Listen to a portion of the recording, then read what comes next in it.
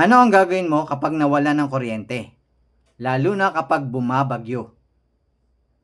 Actually, na-discuss ko na rin to dati. Pero para sa mga nagtatanong at mga bago kong followers, ganito ang gagawin mo. Di tulad ng ibang ornamental fish, ang flower horn ay kaya makapag-survive kahit ilang araw pang walang kuryente.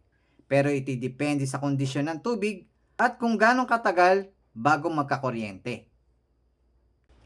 Kadalasan naman sa panahon ngayon, kahit magka-power interruption, ay ilang oras lang ang lilipas at magkakakuryente na. Pero para makakasigurado kang tatagal ang flower horn mo nang walang aerator, dapat hindi mo yan pakainin. Nagagamit pa kasi ng flower horn ang natitira niyang oxygen at energy para tunawin ang kanyang kinain or i-digest ito. Kaya mahihirapan siyang makahinga. Mahalaga rin ang regular na pagwa-water change. Makakatulong ito sa biglaang power interruption. Dahil kapag sobrang dumi ng tubig, nagkakaroon ng oily substance na galing sa poop na siyang nagbablock ng surface, dahilan para mahirapang makahinga ang kahit anong fish.